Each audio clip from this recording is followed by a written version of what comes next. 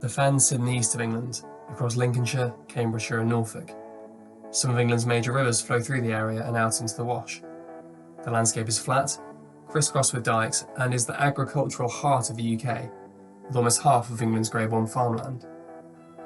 But the Fens are the most exposed area of the UK to climate change.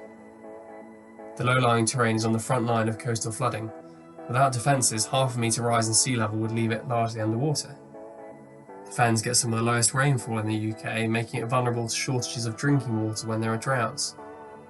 There are biodiversity challenges, with few areas designated as nature reserves, and a legacy of damage from historic drainage and farming practices. On top of this, the Fens face serious social and economic challenges, with some of the worst rural deprivation in the country. And these challenges are directly linked to environmental issues. Flood risk makes it difficult to build transport connections, leading to isolation. And it's hard for businesses to build in what the government defines as Flood Zone 3, which covers many of the main towns in the Fens, like Boston, Wisbech and Spalding. Water shortages make water more expensive for businesses such as food processing, so both of these reduce investment. Underinvestment causes low productivity. Land is also used less productively by farmers, where an unreliable water supply discourages growing high-value crops. Low productivity leads to low wages, and that feeds through to poverty and deprivation, something isolation also contributes to. Poor housing, poor health and unemployment all damage places in the Fens. Flood risk also contributes to this, with obtrusive defences in town centres, and this in turn reduces investment. This is a tangle of difficult issues, but it doesn't have to be like this. As we prepare for COP26, leaders in the Fens are taking a different approach.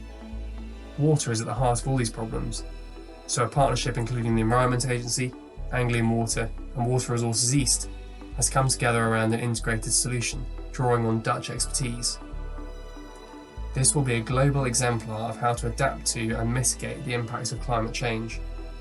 It addresses some of the major risks facing the world, such as extreme weather, climate action failure, human environmental damage and biodiversity loss. What will connecting up water supply and flood risk management deliver? The Netherlands has a landscape much like the Fens, but manages water more effectively. If the Fens can catch up with their closest comparator, the province of Zeeland, it will add another 4.4 billion to UK output every year. How? Take the example of agriculture. The same amount of land is an order of magnitude more productive if used to grow soft fruit and flowers rather than wheat or sugar beet. But when we look at what's actually grown in the Fens, over half of the land is given over to low-value cereals. High-value crops take only 1% of the arable land area.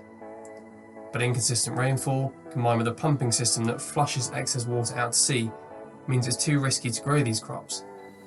Building new water storage will allow land to shift into more productive uses, while embracing new technologies like controlled environment agriculture.